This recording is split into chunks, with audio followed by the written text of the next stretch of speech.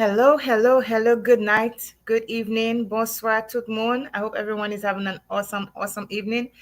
Welcome once again to another episode of Poetry and Perspective with Placide.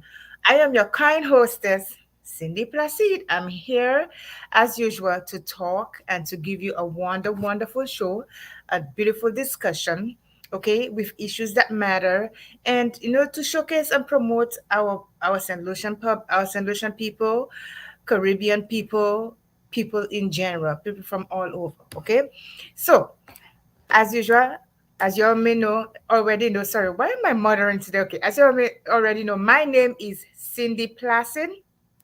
I am from the beautiful Caribbean island of St. Lucia. So I'm going to say, bonsoir tout le monde, ça qu'a passé? Vieux fort, Canawi, Soisel, Laboui, Babouno, Monrepo, Soufouye, Piero Viewfort proper, Castry, Gozile. I can see all the names though.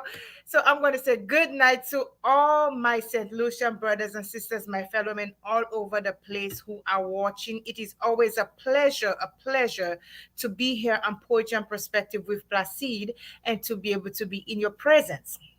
Now, like I always say, I am an author, poet, I'm an entrepreneur and an advocate. Okay. I am a mother of four amazing children, including one deceased. My first son, Kyle Placide, the first love of my life. My second child, Noah, um, who has autism. My daughter-in-law, Aliyah, and of course, my deceased daughter, Isabel.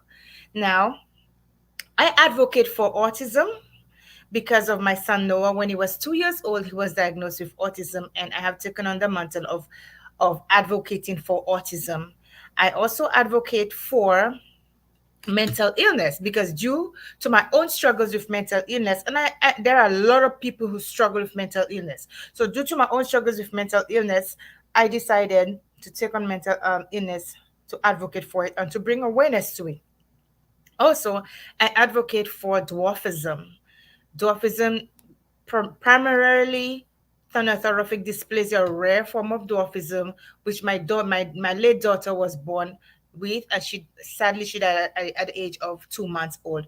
And so I'm advocate for that. I'm also advocating for domestic violence, miscarriages, and also suicide because I've had my own struggles with suicide. So I advocate for that. Okay. So listen, guys, these are my two books. Like I said, I'm the author of two books. My first book is called When Life Stood in Silence. And that book was born from my grief. I was going through a lot. I've been going through a lot for a long time, but this book I was going through a lot, and then and I put all my emotions that I was bottling. I put it out there in the book so that it was more or less a form of therapy for me, and so I did that, and so I that has been a great source of relief for me because things I couldn't say to anyone, I was able to put it in the book. Okay, and also, um, um, it has a little bit of everything: um, grief, loss. It has about love, aging gracefully. I put a little bit of everything, but the primary focus is on mental illness, anxieties, loss, and grief. Okay, so yes, that what it is all about. Yes. So my second book, which is entitled A Mighty Calm.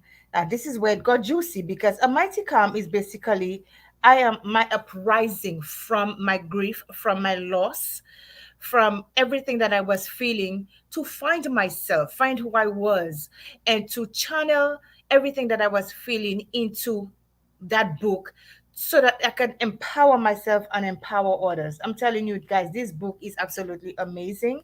It is bold, it is powerful for anybody who's trying to get out of wherever they are and trying to find some success in their lives, and just need that little boost. That was A Mighty Calm is all about. Okay. Now, this show is all about positivity. It's all about positivity, education. It's all about, empowering people and motivating others to be their best and to strive for their best, to be their best, and to reach for the goals, whatever that may be, and to reach for their prosperity. It's not about politics. It's not about religion. It's not about any of those things. Now, there's no harm in talking about God, or your scripture, or even saying who you like, but politically, but into the in depths of politics, I do not do that on this show. Like I always tell people, there is a time and place for everything, and Poetry and Perspective and Placid is not the place for that. Okay, but I am here to like I said, motivate and promote people, and people from all over the place. So whether you are an author, whether you have a musician, whether you have a, there's something that you sell, whatever it is, an entrepreneur, I help promote our everyone, but primarily targeting our St. Lucian audience. Okay, so I talk to people from everywhere, and I am a people's person. And like I always tell people, I am going to be myself on this show. I I am not going to be anybody else but Cindy Placid, because I'm my original me. Okay, right. So with that said, tonight I have an amazing, amazing gentleman here on this show, and he is a St. Lucian like myself, raised in basically the same community. And tonight, we're gonna hear from him. We're gonna hear a little bit about his life. And this gentleman is doing amazing things in the community. When I'm going like, how have I been all my life? How did I not even know about this gentleman? So, but I'm here to welcome to my platform with me the award-winning Mr. No, sorry, Dr. Anderson Reynolds. So good night, Mr. Reynolds. Yes, good evening. Thanks for having me on the show. It is a pleasure to have you. But before I could continue, you will look like yeah, that's right. You went the dark a little bit. Okay. Absolutely. You're much better now. Yes. How are you doing tonight? I'm doing good. That is wonderful. That is wonderful. It is a pleasure to have you here.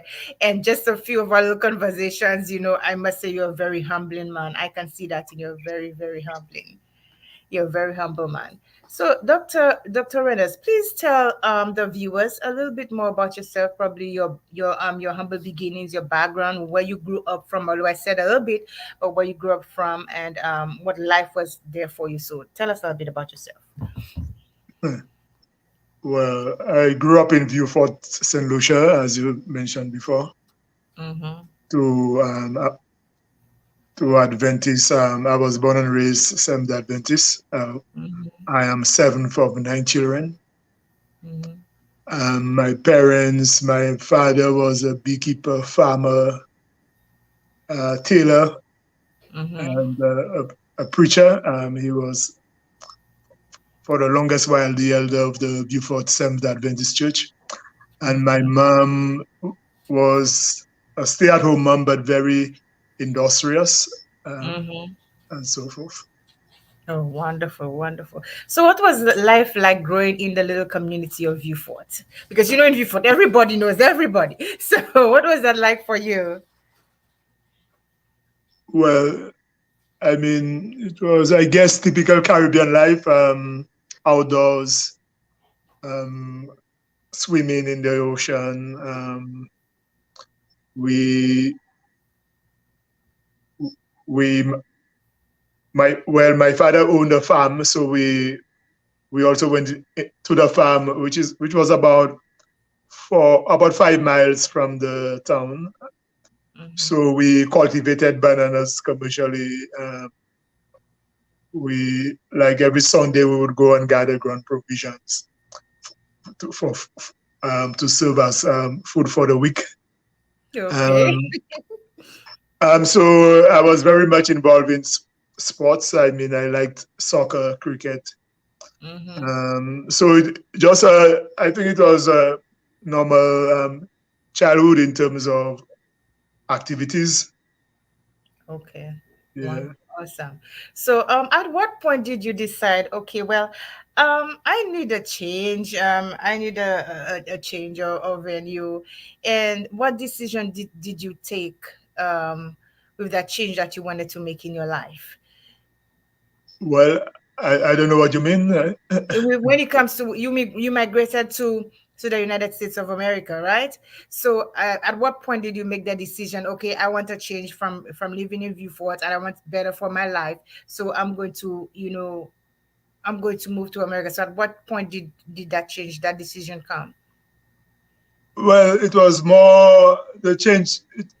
What motivated the change was Mm-hmm. career planning. Okay. Well, when I was around 17, 18, um, I went to, well, the Ministry of Agriculture in St. Lucia sent me and another um, young person to Saskatoon, Saskatchewan to study retail meat cutting. And upon our return, we would manage an abattoir.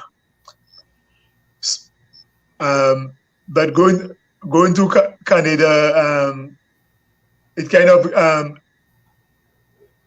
of motivated me or got me interested in going to university Mm-hmm. because in Saskatoon we met a lot of university students, and added to my mind they were no smarter than myself, and so Mm-hmm. forth. You see, back then so few people from St. Lucia went to university Yes. that going to university appeared to be a daunting undertaking. But spending time in Saskatoon and being exposed to the university there and to students attending that university, that kind of made me realize I can go to I can do just as well going to university. So Yes. when I returned home, in fact, even in Saskatoon, I tried I tried to apply to attend university, but I was on a CEDAR scholarships, so I had to return home and applied from home. So, but when I returned to St. Lucia, well, I spent time working with a vet on Union Farm Station. There was a Mm-hmm. agricultural station at Union Castries. Mm-hmm. So I did that for a year, and but I didn't. What I was doing was holding hogs for the vet to castrate hogs, and holding cows to for the vet to. I think they were carrying on a vaccination campaign. Yes. Um, so that so I said that wasn't why did I brave the Canadian winter to return to do that. So so from that frustration, I, um, I decided it was time to move out, to go out and study, get a Mm-hmm. degree, and yeah. So career was what was the main motivation for me wanting to leave St. Lucia. And of Yeah. course, you didn't. You still you didn't want to continue, killing all those hogs and whatnot. Well, well, not, not well. I'm always gonna throw a little joke in there, okay? It was not so much. We were more concentrating, but Yeah. what I was saying is, I was at the lowest end of the totem pole, Yeah. and I didn't see where my career was heading. Exactly. Um, And when you see that, when you get to that point, you have to make a decision. Okay, am I going to stay there all this while, or am I going to, further myself, somewhere else? I yeah. want to say good night. I want to say hello to the guests who are on here. Cool Vibes Radio, good night. Lindy Frederick, good night. Actually, Lindy said I read one of his books, Death by Fire.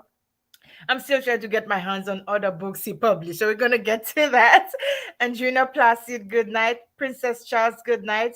Alces Ismail, good night, sweetheart. Good night to all those who are watching Poach and Perspective with Plastic. We are speaking with the renowned Dr. Anderson Reynolds. Okay, so Dr. Reynolds, so tell us a little bit about your. We know you left Saint Lucia for to further yourself, your career. What was some of the educational background that you received? Like, tell us some of the things that you did in educational wise. Well, I studied agricultural economics, Mm-hmm. and part of the reason was, of course, I had the agricultural background Mm-hmm. from there because I forgot to mention that before I went to Canada, I did a diploma course Mm-hmm. in Saint Lucia in general agriculture. Mm-hmm. So when I left Saint Lucia, my first stop was Eastern Oklahoma State College, Mm-hmm. where I enrolled in the agricultural economics program. So Mm-hmm. basically, I did agricultural economics all the way through to the PhD level. Okay, wonderful, wonderful. So, now you were basically, let me take off my glasses from to be. Basically, you had your career was mostly in economics, correct? So, Yes. okay, so at what point did you transition into writing, and what was that motivating factor into taking on writing? Well, I've always read a lot, right, Mm-hmm. from as far as I can remember. Um, Reading was a form of escapism, um, and to some extent, as you could say, this is a form of therapy. Um, Mm-hmm. so I've always read a lot, right?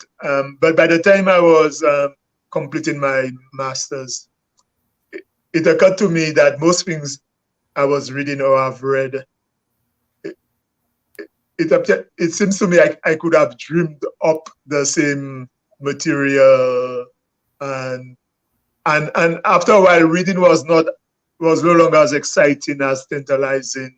Mm-hmm. So that suggests to me maybe I needed to start writing my own books. Okay. Yeah. So that started occurring to me about the time I was completing my master's and starting Mm-hmm. my PhD. Okay. Um, so at that, so then, so the question was, what will I write? Mhm. Because at the time, I wasn't thinking in terms of fiction and non-fiction. I just knew I needed to start writing. So so the first project, major writing project in terms of creative writing that I embarked on was an autobiographical novel. I wrote a novel based on my life. Okay. And so far, it has been my longest writing project. But I was not comfortable with the biographical novel because one, one, at the time I thought, well, it would necessarily involve a lot about my family, and I'm not Mhm. sure how prudent it was to disclose things Mhm. about my family. And also, I did not think the writing was up to scratch because that was my first try at it. So I didn't Uh-huh. think it was up to the level. So Okay. I shelved that first piece of writing. Wow. Yeah, So okay. So you shelved that writing. I could feel that it was going to be really good, but you shelved that writing. So what was your first book was actually Death by Fire. Am I Death correct? by Fire. So Okay. then, when I shelved the the biographical novel, Mm. of course, the urge to write was still there. Mm-hmm. Um, so I said, well, I needed to see whether I could write a novel. Mm-hmm. And now I needed the where I come up with plot and everything, characters. The Mm-hmm. biographical novel doesn't do that. The story's already there, Yeah. right? Yes. So in search of writing my first novel, um, well, it turns out most things I write about are things that left a lasting impression upon me from childhood. Mm-hmm. And one of the things that left a lasting impression upon me in childhood was a crime that took place in St. Lucia Mm-hmm. around 1970, 1971. Mm-hmm. And so I said, well, that crime that took place will be the ending of the novel. But let me not read anything more about those characters in actual life. Let me make up the story that will lead. Let me create the characters and the story that will lead to that ending. Mm-hmm. And since my interest was a lot about St. Lucian culture, St. Lucian history, I attempted to weave as much of St. Lucian history and culture um, in, in the plot. So for that novel, for example, most of the major events, catastrophic events that have affected St. Lucia, like the Labe and Bexol um, landslide that killed about over 90 people, like Mm-hmm. the 1948 fire that destroyed three-quarters of the city. So I use those major events as turning points in the life of the characters. So this was how I integrated the history into the novel. I remember Death by Fire. I remember that was I remember when they talked about the fire that that happened in the city and how brutal it was. I think I read it somewhere. I am not too sure, but tell us a little bit about Death by Fire. Well, Death by Fire, the novel or the Cash's Fire? The Castro's Fire, I think what you probably recollect is one of Derek Walcott's most famous poem is a A City's city Death still by fire. Fire, Yes. where as an 18-year-old, he was about 18 years old at the time. Mm-hmm. He described, and one of the lines I like or I remember uh, from that poem was when he said, "Why should a man wax tears when his wooden world fails?" That's a line that stuck with me. Yes. So basically, that fire destroyed three-quarters of the city. Mm-hmm. Um, I think it got started from a tailor shop Mm-hmm. and so forth. Wow. So Um, go so ahead. in the novel now, so in terms of plot, the novel basically follows the lives of two Mm-hmm. young boys that are being raised by single moms Mm-hmm. and they are engaging in a life of crime from small that escalates as they um, you know grow older. Mm-hmm. Um, one of the moms hates the boy because of the father's betrayal. The other mom Mm-hmm. is neglecting the child because she's living such a high life. So one of the premises of the novel is that sometimes neglecting a child produces nearly the same result as hating a child. Yeah. That is so So true. it has been described as a historical sociological novel. Mm-hmm. Yeah. I am yet to read it though. I am yet to read it. So to say I haven't read it yet. I'm yet to read it. So there are different components of events that happen in St. Lucia in Death by Fire. Big Bang? I said there are different components of things that happen in real life in St. Lucia in the book Well, Death by yes. Fire. The, the history in it is factual. What is Mm-hmm. made up is the characters, the plot, and so forth. Mm-hmm. But we have had some major events that have that have really kind of who defined Saint Lucia in terms of people development, physical development. For Mm-hmm. example, I mentioned the 1948 fire. I also Yes. mentioned the Labi Bexon landslide. Mm-hmm. Then we had indentured servants from India to work the sugar plantations after slavery. Um, Mm-hmm. one of the ships that brought them, the Volga, Mm-hmm. was shipwrecked in Castries Harbor, but luckily all everybody on board um, were rescued. Then you had Castries was a major coal station. Ships coming in, coal ships loaded with coals came to the wharf. The women with baskets um, carried the coals from the ship to the wharf and piled them up in big piles. Mm-hmm. And when ships come for refueling, the women reverse the process.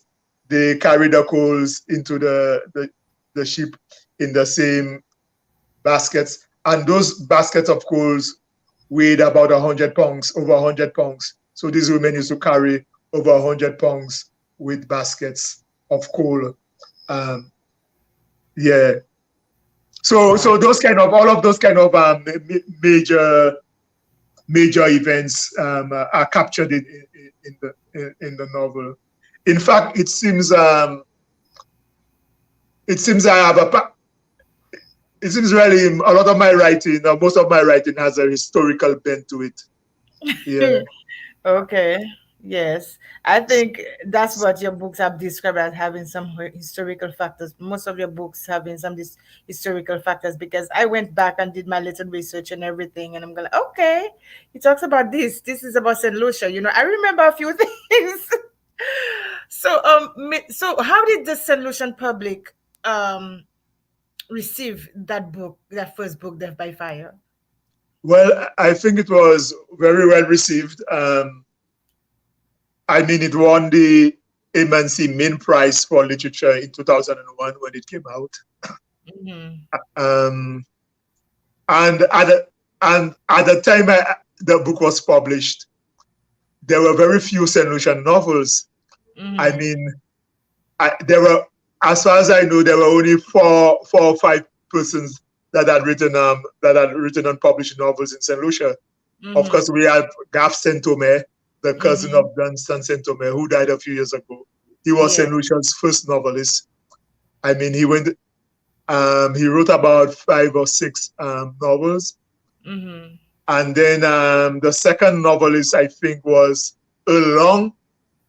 His Mm-hmm. first novel was called Consolation, Okay. uh, in taking place in a set in rural St. Lucia.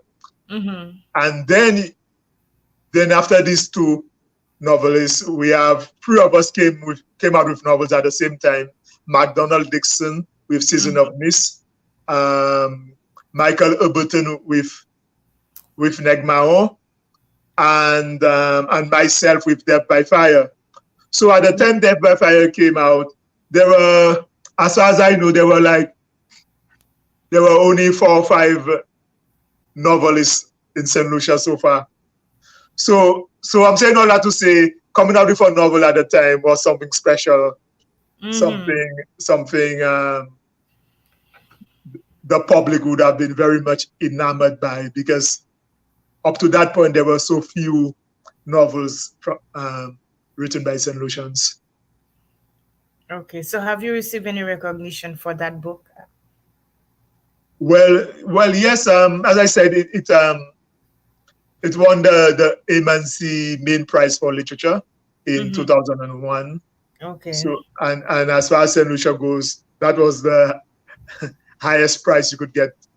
Mm-hmm. Yeah, because it didn't just won the a cat.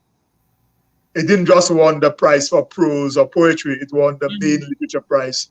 So that was quite fulfilling and rewarding. Wow. Wow. That's beautiful. That's beautiful. So tell us about in your biography, my father is no longer there. If it is too uncomfortable for you, please, you don't have to answer. But if you that was one of your books, I think that really caught my attention.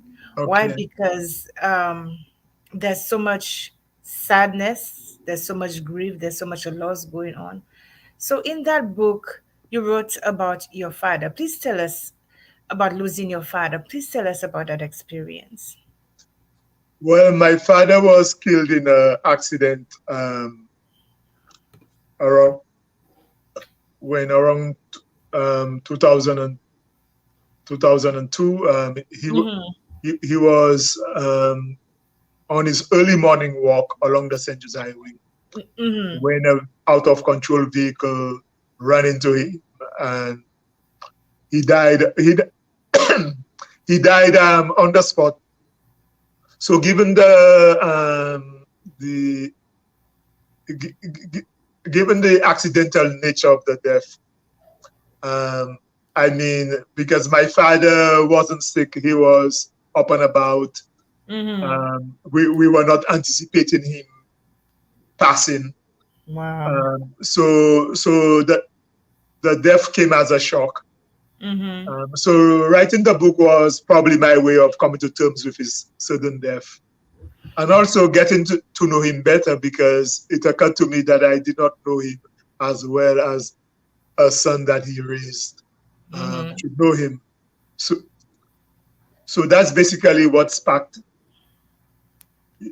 As I said earlier, most things I write about are things that have left a lasting impression upon me, especially from my young days.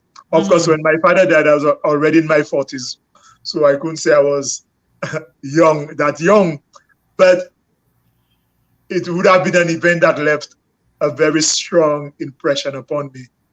And, Yes. and naturally, I write about things that have left strong impressions upon me. So when my father died, I knew that I was going to be writing about him, but I wasn't sure whether it was going to be a book or just a essay, you know? Mm-hmm.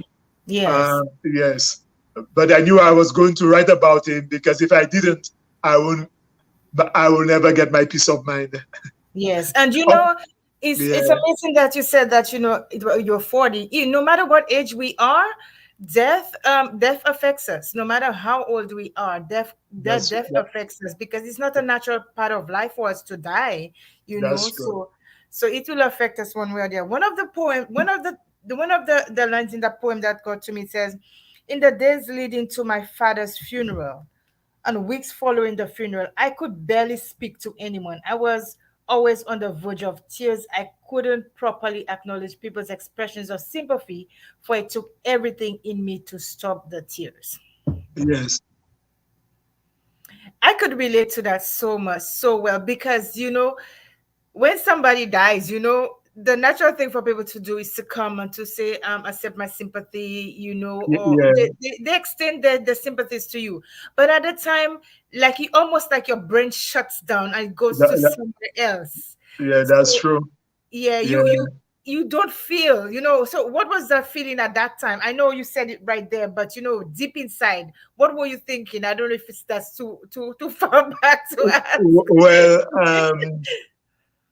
I don't think it was so much I was thinking. Mm, It was the initial reaction, and the several days afterwards mm-hmm. was as if it was unreal, as if it didn't happen to me.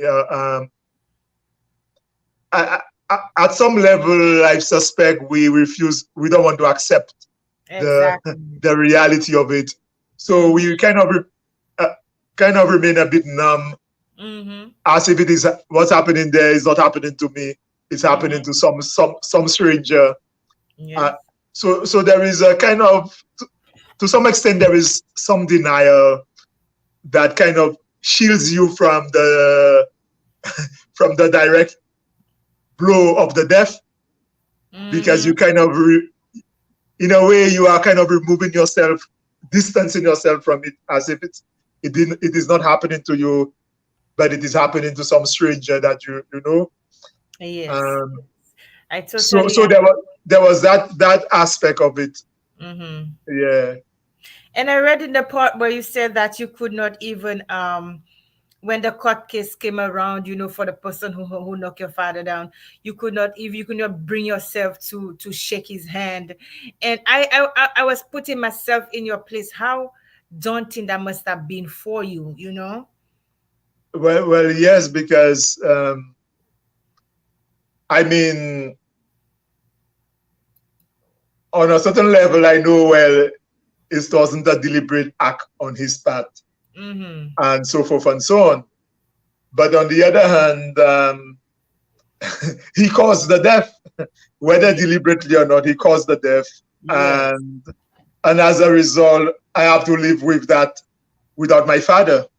And Mm-hmm. here is that same person coming and shake my hands as if it's all nice and dandy, as Mm-hmm. if, well, when it isn't. Exactly. At Yeah, that point, you want to go like, "What you shaking? What you shaking my head for? But what you here for?" yeah, yeah. Well, and also seeing that person brings back the pain and Mm-hmm. the memory, and so to some extent you would rather not see the person and not running into the person. Yes, yes, yes. That Yeah, is true. Let me because say good. for the rest of your life, and not just him, because his uncle and aunt were Adventists, Seventh Mm-hmm. Adventists, and friends of Mm-hmm. my family, my parents. So they were coming around, to soften the blow, to kind of apologetically. Mm-hmm. But even that was a bit painful, because even seeing them brought out, remind me of the loss and the pain of the loss. So Absolutely. even them, I would have rather not running into. Absolutely. Yeah, Yes, it's like, they are reminders of what you lost. yes. They are reminders, and they know that, and then sometimes you get angry too, because you're like, is that person still here and my father is gone? Yeah. Well, So there is, yeah, that could be part of it too. Yeah, yes, yes. Wow. So you have experience. I'm so sorry for your loss, even if it's been a couple of years. But the pain still stays with us. We just yeah, learn to yeah. cope. Listen, I remember when my daughter died. I could not, like, she was when she died. After she died, they put her on a table for her to clean her up and everything. And I was just Wow. looking at her like, she's not dead. Like, she's going to Yeah, look at me with those beautiful brown eyes and look up at me. Although she had tubes in her mouth when she died, but it's almost like it was not real until I could not yeah, go to the hospital to see her anymore. You understand? yeah, I couldn't, and then the initial shock just wore out. Although I watched her die in my arms, but yeah, still, I could not until after I couldn't go to the hospital, and then that became real to me. So, and then for years, I'm living close to the hospital, and for years, it's been years now, and it's still very uncomfortable for me to even walk past that hospital. yeah. Because Yes, each time it brings back that memory, that feeling. yes, yes, Yeah, yes, uh, yes. yeah. Let me say good night to some of our guests that just came in. Lauren Dorville, good night. We have Vaughn Constable, good night. Joseph Lewis, good night. Sunshine James, good night. Mikey Felician, good night. So we have a few guests on there watching us tonight. Okay, so I can understand that definitely. So okay, let's shift gears now. Okay, we talk about it. Let's shift gears. I wanted to ask about storekeeper, but I'm gonna shift gears a little bit. We're gonna come back to it. So you have let me see if I can find it. Jaco Production. Sorry. Yeah, Jaco Jaco Productions. Productions. Yes. Please. First of all, I want you to explain for the benefit of the viewers who don't know our, culture and language and some of the things we say. Explain what a Jaco is related to. Well, we have the Saint Lucian parrot, which is our national bird. Mm-hmm. That in our Creole language, we call it Jaco. For parrot, our Mm-hmm. Creole name for parrot is Jaco. Not necessarily how I have spelled it there, Jko, but the pronunciation that's the Creole pronunciation, Yes. Jaco. So so really, in terms of when I was conceptualizing Jaco Productions, the message was a bird in flight, which you can the Jaco, a bird in flight, is Mm-hmm. carrying a message to the world. So Wow. that's the meaning of the logo. as you can see, the jackal has a scroll in its. The bird in flight has a scroll in its paws, Yes, and the yes. paws is the message, a message of, well, and Jaco Production is a cultural and entertainment on, undertaking. So Mhm. really, the bird is carrying a message of culture, art, and so forth. Wow. Yeah. I was just about to ask you that question, but you answered it anyway. So, which is good. So Jacob, what is the goal of Jacob Productions? Yes. So when I returned from St. Lucia from the US, um, and I started into the world of culture, writing. Besides Mm-hmm. writing, I was also getting involved in music, Mm-hmm. managing bands and artists, and I was staging cultural, musical, literary events. So I Mm-hmm. established Jaco Productions to undertake to do those undertakings. So Mm-hmm. basically, Jaco Productions, the whole mission behind it is to encourage the artistic expression of St. Lucian culture and to promote that culture worldwide. And so far we have been doing this through books, magazines, music, bands, events, and we also have the Jaco Productions website, which I think, is, culturally speaking, is the most substantive website we have in St. Lucia, from a culturally speaking. Mm-hmm. Wow. Yeah. So how vast has this been in the entire island? Has St. Lucians gravitated to Jaco Productions? Well, I think so. I mean, we have Jaco Productions have made some history. We produced Ituba, which a reggae album called Freedom, which is Mm-hmm. probably the one of the greatest reggae albums to come out of St. Lucia. Okay. We established Fourfold, which is one of the best reggae bands in the Eastern Caribbean. Its Mm-hmm. its debut album Can't Stop Us won Mm-hmm. the CDF Mm-hmm. album of the year, and the album Freedom by Tuba won second prize for album of the year. Mm-hmm. We we helped Ionora Pictures, my friend Emmanuel, Mm-hmm. in in a post production when she was in a movie production, meaning post production. So we Mm-hmm. helped establish her. We were very helpful in helping her get a foothold in terms of movie making, especially when she was doing ribbons of blue and marketing and Mm-hmm. promoting ribbons of blue. Um, and then we were staging a lot of events, Junior Creole events, Mm-hmm. um, Nobel laureate events, Mm-hmm. and then we produced the Jacko magazine. We only did 3 issues, but they were landmark issues. In Mm-hmm. fact, the issues and articles are carried on the website. So, so I think Jacko Productions really captivated the.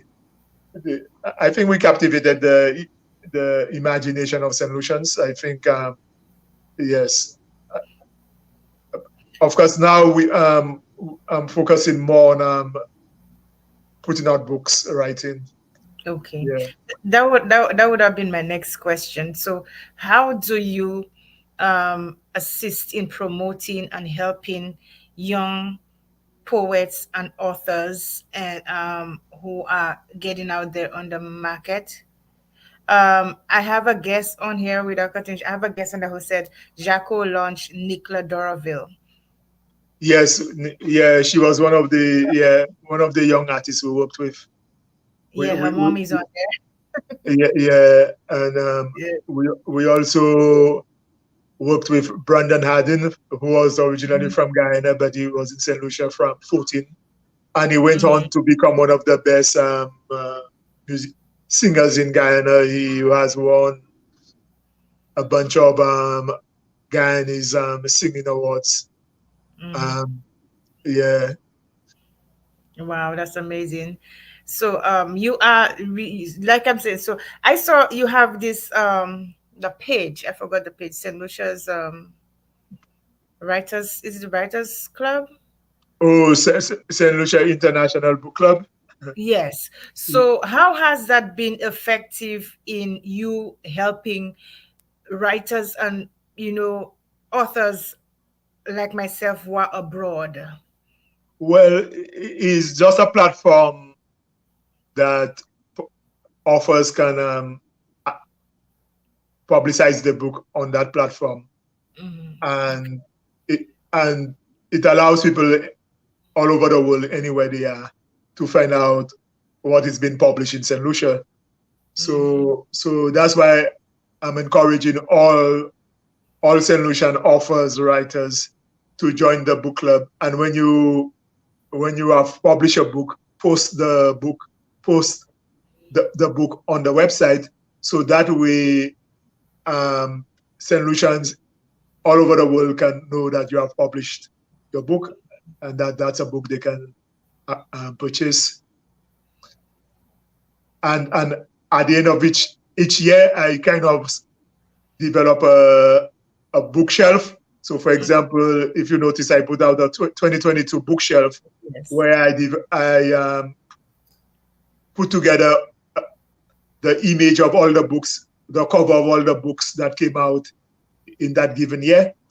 I think I've missed a few, so I still have to update update the bookshelf, because I think several people have since told me I didn't include their book, but that's because these people didn't post their books. They didn't post their books On the on the page, platform. on the Yeah. platform.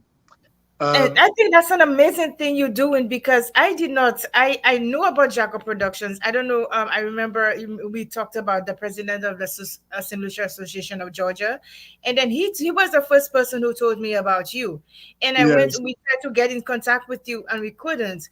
And so when I saw you posted that, we have been friends on Facebook. So when I saw you posted, I said, "Oh, I'm bold enough to say my book is not there."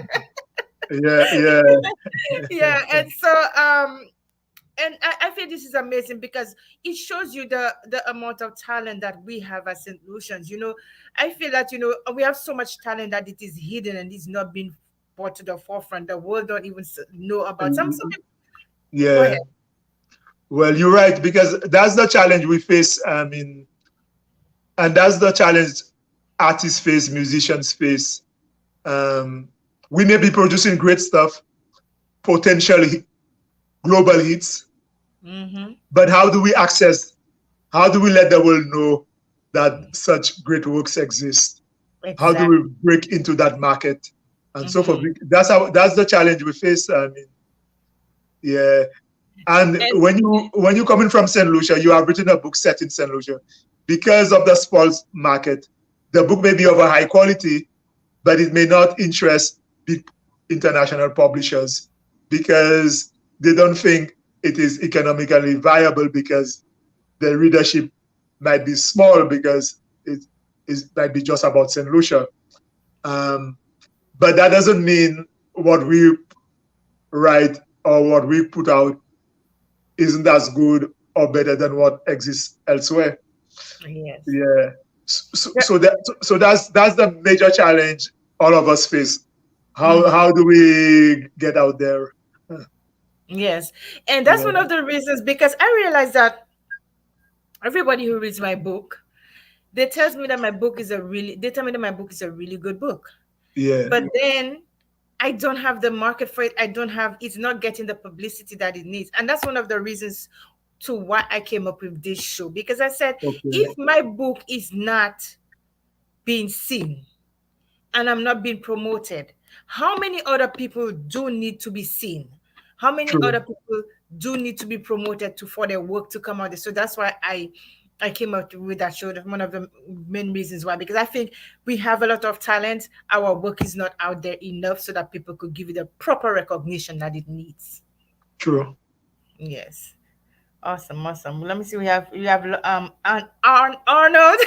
biting my tongue. Arnold Kanai is watching. Good night, Arnold. I'm always looking at my viewers and see what they're saying. So, Mr. Dr. Reynolds, properly. Uh, what are some of the how has your career as an economist contributed to a better St. Lucia? I know you're doing a lot of work. How has your career as an economist contributed to the betterment of St. Lucia? Well, well, when I first came to St. Lucia, well, from 2002, I worked as senior economist for ECTEL. ECTEL is the Eastern Eastern Caribbean Telecommunication Authority. Mm-hmm. At the time, that was when the Eastern Caribbean was liberalizing the telecommunication sector, Mm-hmm. liberalizing the sector, bringing more telephone companies in the picture Mm-hmm.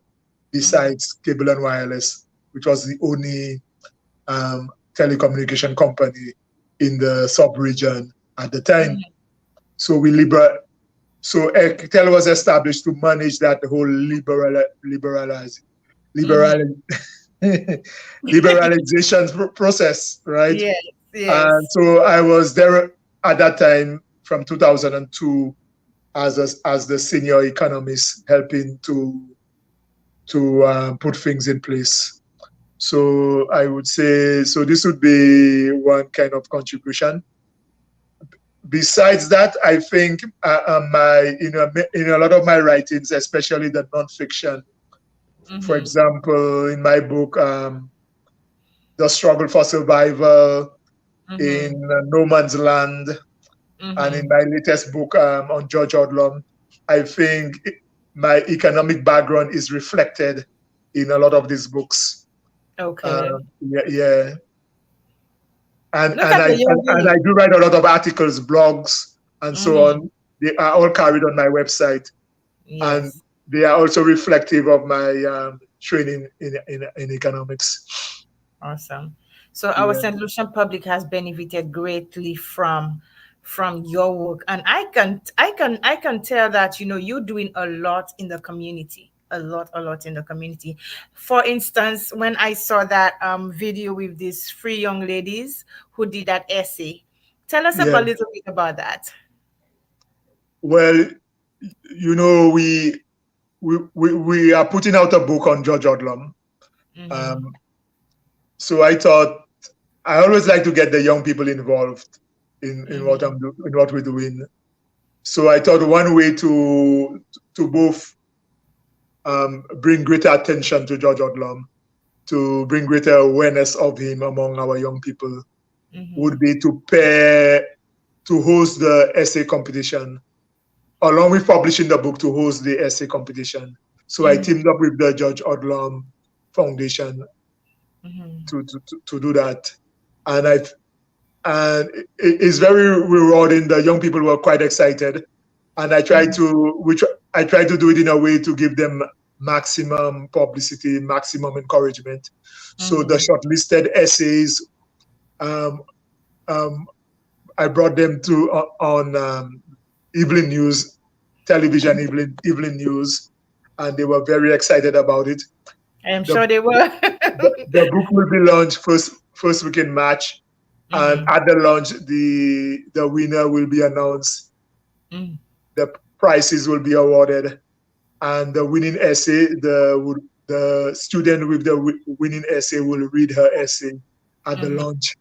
So it is all about getting the young people involved, um, giving greater attention, greater publicity to George Odlum and his accomplishment. Wow. Yeah, Wow. So let's talk about George Odlum first. But let me ask you this: what I know you are economist, but what inspired you about him that you would want to write the book about George Orwell? Well, um, I'm not sure he so much inspired me to Mhm. in terms of, um, but working on the book got me inspired. Okay. And just finding out more about him, Yes. reading, reading, reading his speeches, reading his articles, Mm-hmm. reading all the eulogies and tributes that came out at the time of his death. That whole going through that whole body of work um, really impressed me and motivate me. I felt inspired to continue doing what I'm doing, even more so. Yes, it's But almost like you saw you put yourself in his place, in his shoes, and then you saw his motivating factor. yes, that too. Okay. But how it started was in when he died, there was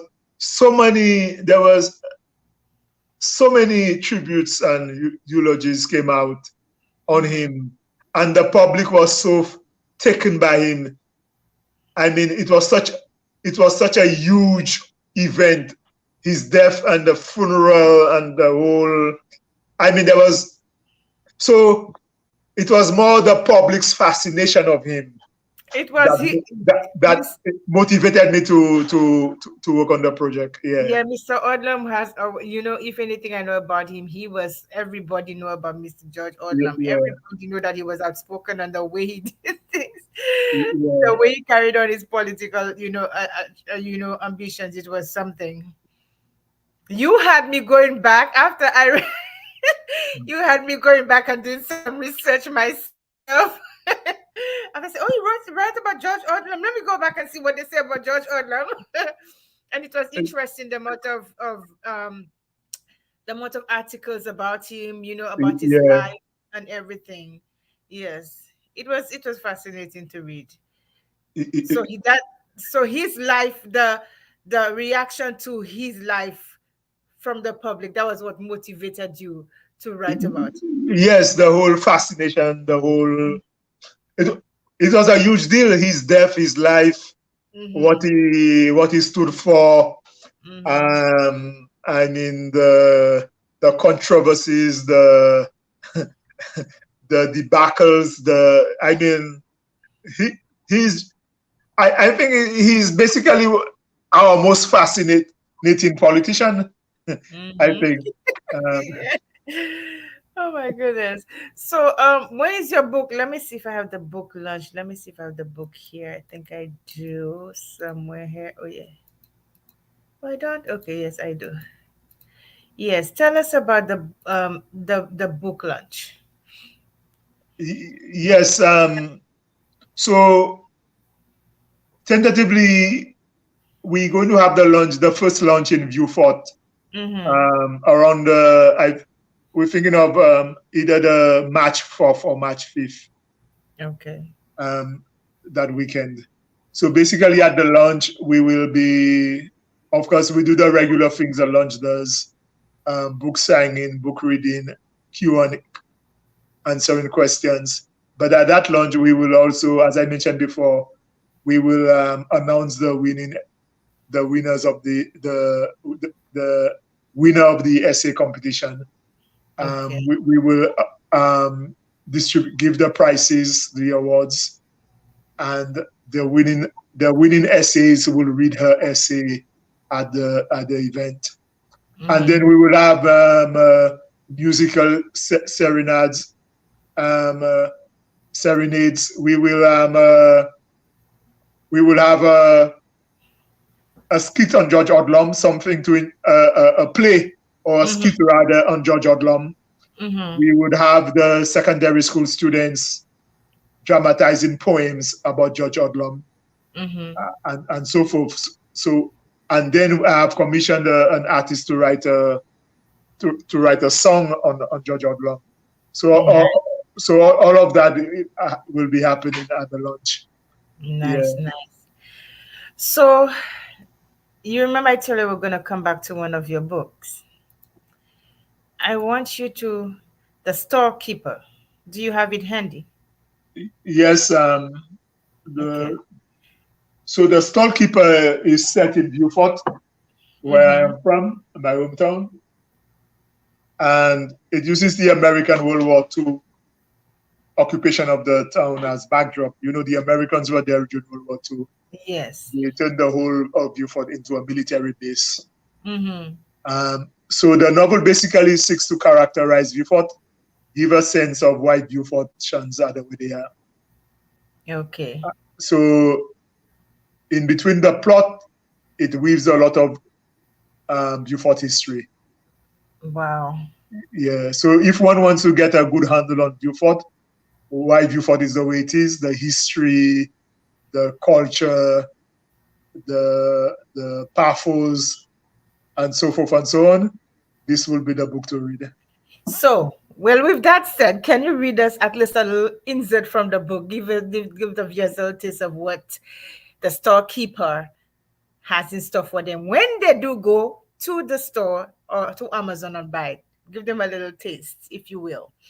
Well, since I mentioned about the Americans, Yes. I'm going to read a passage kind of and you could about the good times. You know, during the time of the Americans, it Mm-hmm. was said the Americans brought the good times in Beaufort. They turned Beaufort into a boom town where and where money was flowing so freely that some fellas used to light their cigarettes with dollar bills, and some fellas used to say they made sure they spent all money they made in a day, they spent it in that day because they didn't want any still money in their pockets, and and so forth and so on. And of course, we had prostitution because um, everybody came to Beaufort to get a piece of the Yankee dollar. Um, Eh. so that passage I'm going to read it kind of speaks a little bit to that. Okay. The good times are here. Money, rum, music, and merriment are flowing. Rum shops and dance halls can't open fast enough. Forget about the congestion, filth, and disease. The good times are here. Can't you feel it? Can't you smell it? Can't you taste it? The newest and freshness that's in the air. Lay down your burdens, for it is a time of freedom, a time of liberation, a time of celebration. The Americans are here. They have brought beer, pop, blues, country, and western. The sky is the limit. Get in your pants and mini skirts. Grab a man. Let the good times roll. I love it. I Well, love it. You I, know, that's I, I where the don't culture and Western came from. I don't know how much you want me to read, but that's Go how that ahead. Go passage ahead. goes. The good times are here. If you can't get on the American payroll or you prefer to do your own thing, don't worry, for money is flowing and the locals have acquired the American taste for the good life. They are now one day millionaires with no still money in their pockets. See them lighting their cigarettes and with flaming dollars. All manner of tailors, cobblers, charcoal makers, stall keepers, shopkeepers, rum shopkeepers, broom makers, bakers, woodcutters, and whatever else you have to offer are wanted.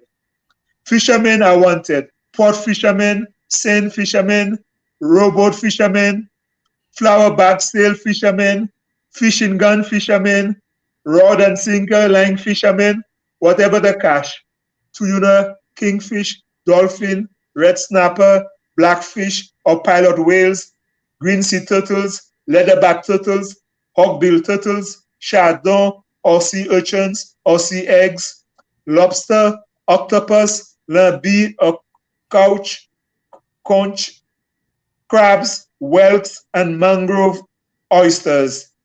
It will not go to waste. Listen, One you need thing though, remember to save the best, the tuna, kingfish, dolphin and lobster for the Americans, for they pay top dollar. Yeah. Listen, you make me feel so many things came into my mind. The visual imagery that I had in my mind was like, oh my gosh, the tuna fish, the red snapper, the conch, the sea eggs. You make me go for a good plate of fish right now. But that was all it's all about because we have a lot of fishermen in the south, you understand? And I never understood where the country and western came from for the view fortunes, and that is where. Well, my suspicion is I have two suspicions. My suspicion is one, when the Americans came, Mm-hmm. and also the sugarcane cutters. You know, we used to go and cut cane in in the US, right? Yes. I, I I think that's my suspicion. Those two occasions or events, activities. Mm-hmm. But I suspect the Americans, that was a definite one in terms of bringing country and western. Wow, you The, laid out the so much influence. of what View Fort is all about, going on the square and wow, Yeah. you laid out So so that's a many. so that whole passage I'm reading, it runs like that for like 3 pages of the book. Oh my Yeah. goodness, I gotta get that book because I read a part where it talk about. Now that got me scared. I'm such a crybaby. So the machine, the larger blessing, the machine where Yeah. anytime. Huh? I said you touched on a little bit of everything that Yes. you focus on the whole. We talk about wow.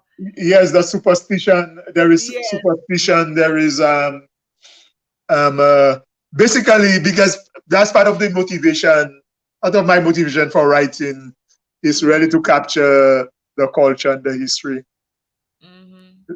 Yeah, basically, I want the what I'm trying to do is to try to capture the very essence of our culture, our Yes. society, Yes. the very essence of who we are as a people, where we came from, Yes. and so And forth. Yeah, it is based on what I'm seeing and the work that you're doing. I have no doubt that you are accomplishing that goal yeah. because that Thanks. book alone, you already motivate me to go and get. Oh my gosh! By the time I'm done buying your books, I'm gonna be broke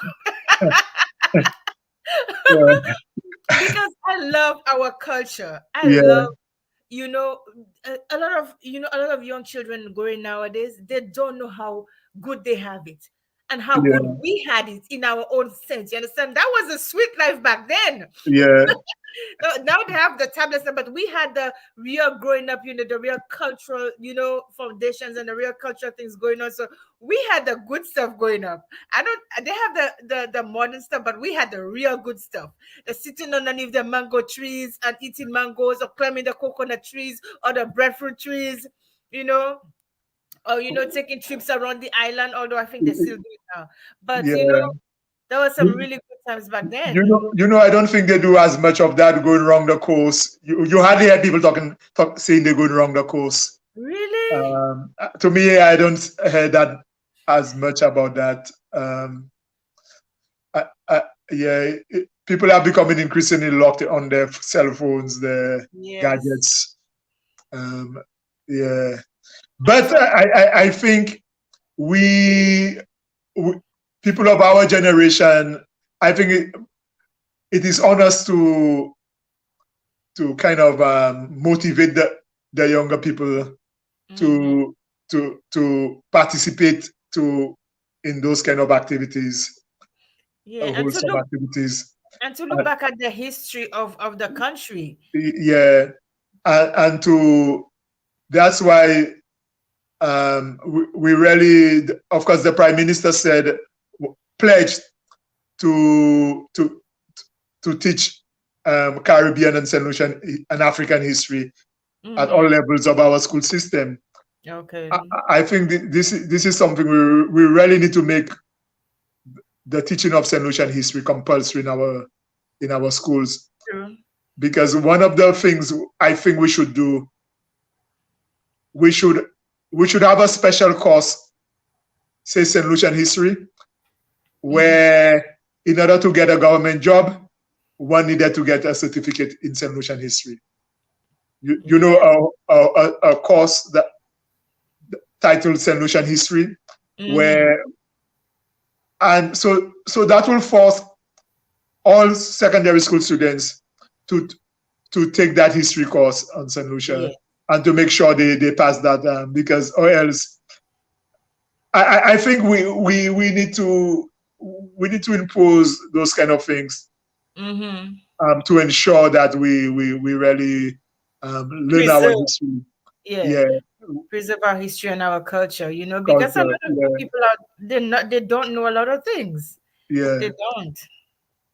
Wow. And that was one of the questions I was going to ask you. What were you going to do to contribute for to, young St. Lucians, keeping the cultural heritage and, our traditions, and stuff alive, even when they grow in, they don't know about it themselves. yeah. You know, each time I put out a new book, I do I call and write to all of the schools, especially the Mm-hmm. secondary schools, to invite me to come to the schools to do book readings and book events at the schools. Mm-hmm. Um, but of course, not all of them. Very few of them take me on.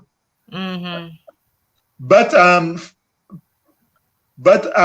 I received a call today where the Beaufort, the Southern Education District, they Mm-hmm. called me to do book readings at the Beaufort Comprehensive Secondary School and the Beaufort Binfield Secondary School. Nice. So I'll be doing that next week Wednesday. So yes, so this is part of the effort, is to visit as many of our schools, as secondary and primary schools, as possible, Mm-hmm. and introduce the students to my books and to St. Lucian literature. That is an awesome initiative that you're going to take on. Yeah. And I've been doing that since I came, since 2001. I've been doing that with each. Wow. Yeah, yeah. That is wonderful. So, what advice would you give to a young person who is growing up and wants to be an author and they want to write about history, about things that has affected them, and how would you guide them towards the writing? Well, the first thing is to read a lot, read as widely Mm-hmm. as possible.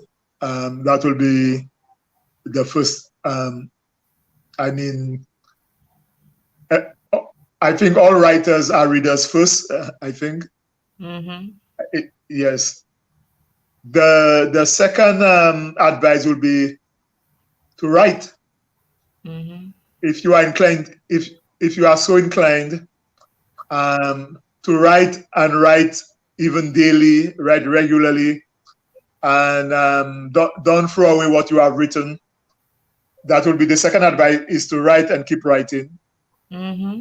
Yes, because Dr. Anderson, Yes. I have I have only published two books.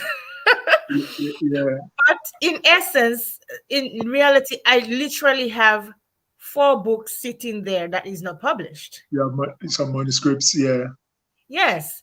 And one is completed, like, literally with everything. It's just it hasn't been published yet. You understand? Because, like you said, when you're a writer and it's in you, you have to write. I Yes. have paper all over. And people will ask you, but what are you doing for all of this? But I do not throw my work. And Yeah. even I know you can always go back to that That is true. manuscript, and you do something with it, and sometimes when it sits there, that's the time it becomes juicier because when you release it, people get that you said, oh, I didn't know this and I didn't know that. So um it has been such a pleasure speaking with you. You have motivated me in ways you don't even know today. You have motivated me a lot. So I am going to play one of your book trailer for your book, and also to give people a broader sense of who you are as a person. I will play the autobiography of your life. Okay. Okay, no So let problem. me screen share. Let me see if I can do this. Okay. I'm doing something new today, people. Okay. Screen share. And let me see right here. Okay. Can you see it? I'm only seeing my two cover my two books. Oh, you want okay, hold on. Let me take it off. Let me take it off. In 1 second. I have two screens in front of me. In 1 second. Oh, okay. 1 second. Uh, okay. I'm trying to take it off the screen. Okay. Can you see it? It's I think yeah yes. Okay. And it says, hold on a second. Can you hear it? It's not plain yet. Okay, hold on 1 second. Let me go back to it. Okay. Oh my, what happened? Yeah, I think it started. Simamala Idikwi. Once upon a time, in the land of the Nobel laureates, there lived a man. They called him Brother George, who walked among kings and queens, yet he was forever a man of and for the people.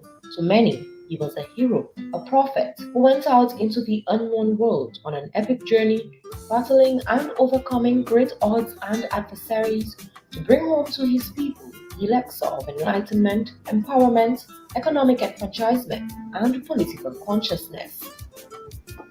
We reflect on Brother George most times when we think we're in a peril.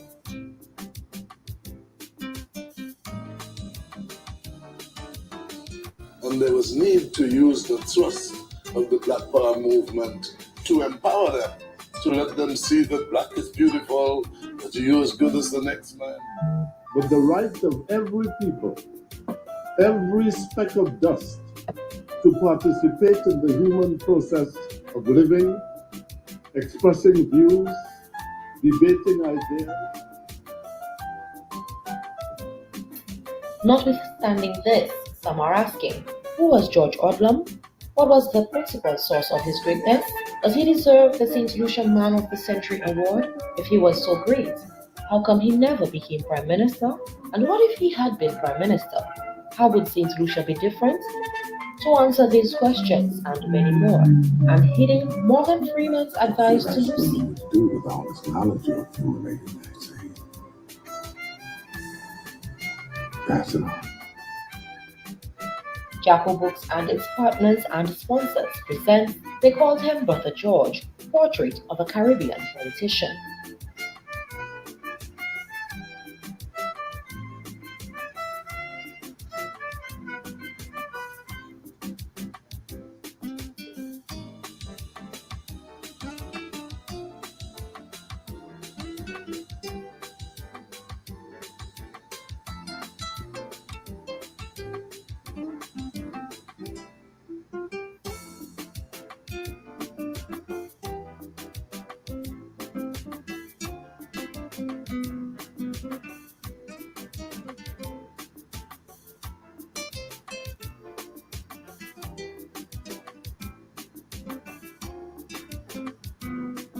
Simamala Idikwi.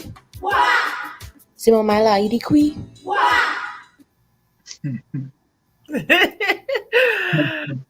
Okay. Wasn't that amazing? I love to do something new tonight. I couldn't do this. But I think this one that was really beautifully done. Beautifully done. Yes. Thanks. Yes. So that's Jaco Productions does that as well. Book Yeah, trailer. yeah, yes. You giving me an idea. Book trailer. Okay. We gonna talk after this. Yeah. Yes, so let me play now for those of you. I know he talked a little bit about himself, but I want to play the biography of Dr. Reynolds. And so let me go screen share again. So sit back and enjoy. I'm gonna get good at this. Watch me, Dr. Reynolds. I'm gonna get good at this. Okay.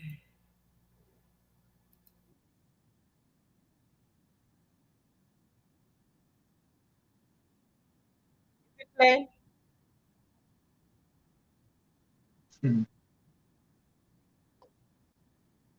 Okay, so I'm gonna start it over.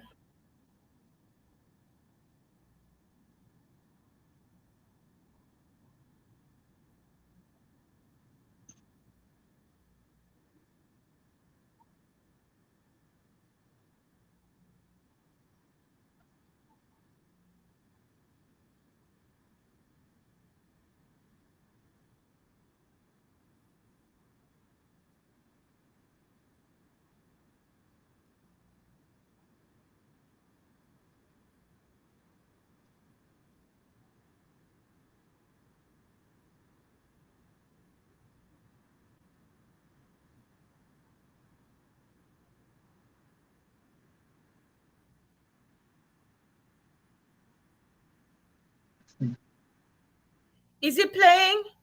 Not yet. Okay, I'm just playing away. Okay, hold on a second.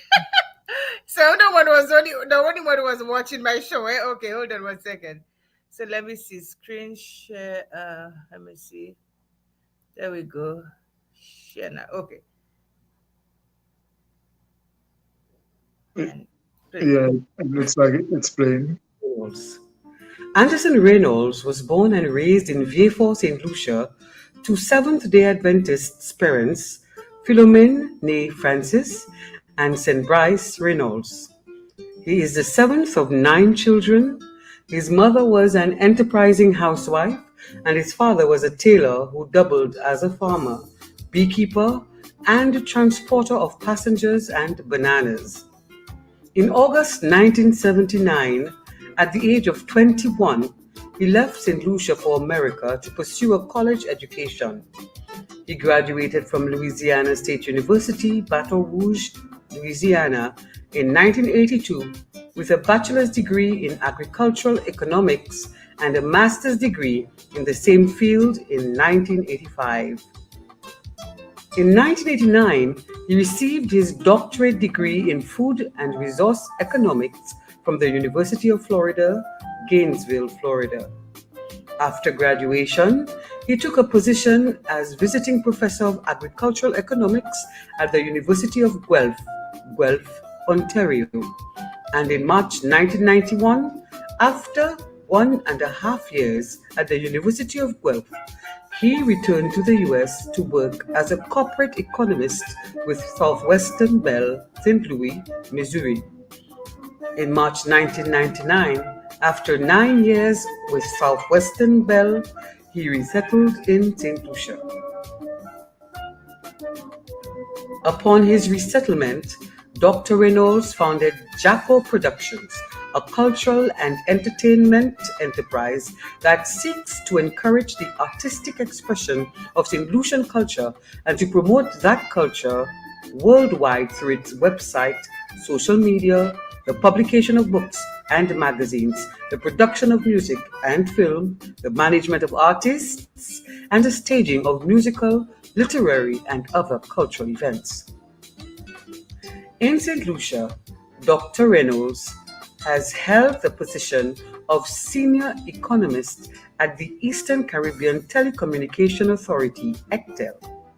He served as the president of the Southern Tourism Development Corporation, and he has served on the St. Lucia National Reparation Committee, the St. Lucia National Utility Regulatory Commission, and on the board of directors of the St. Lucia Livestock Development Company, Radio St. Lucia, the St. Lucia Tourist Board, and the Eastern Caribbean Collective Organization for Music Rights, ECHO.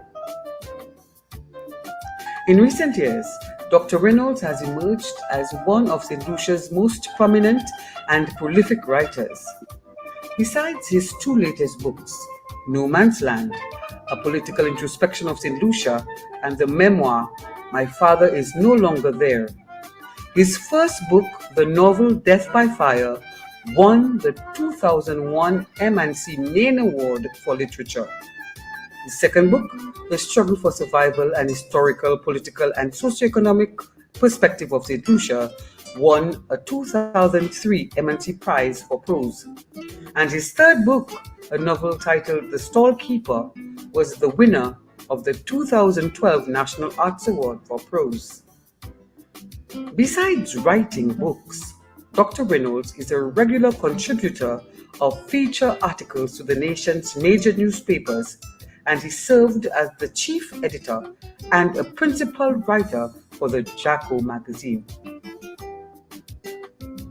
His newspaper articles won him a 2001 MNC Literature Award for Creative Journalism, and his writings for the Jacko won the 2006 National Arts Award for Creative Journalism. Dr. Reynolds' books and journalistic pieces have established him as a foremost authority on St. Lucia's socioeconomic and political history.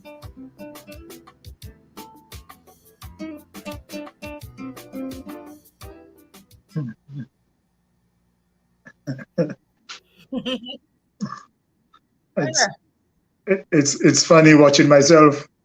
It is. Oh, I thought that was fantastic. But you know, thank you so much for your contribution to St. Lucian history. Thank you so much for your contribution to the St. Lucian public. I can see that with you have such a passion for our beautiful island, and you have a passion to help us grow and to be recognized all over, and to help others, authors and poets and musicians and just people on the whole St. Lucians to help us grow. So I just want to thank you for your contribution. Thank you so much. And thank you for having me, Cindy. Yeah, thanks for the opportunity to share. It is a pleasure. And you yourself keep up the good works. Appreciate you. Thank you. Keep going strong. Absolutely. Thank you. Well, before I end the show, I always end with this. There's so many things that I could say right now, but I can say this to everybody else who always watches this show and those who for the first time. We all of us have our endeavors in life. All of us have our things that we want to do and the things that we want to, the goals that we set for ourselves. But sometimes we don't get there. Maybe we're watching other people grow up the ladder and we're not going anywhere. And we may think of ourselves as failures. But I can always tell you guys, my slogan is there are no tap outs. No tap outs. That means you don't ever give up. Yeah. And we will fail many, many times before we can succeed. But never, ever let failure be your finality. Keep rising. Keep rising. There is prosperity ahead. Until next time, I thank you, my amazing guest, Dr. Anderson Reynolds, and I will see you all on the next episode of Poetry and Perspective with Placide. Have an amazing night. Thank you.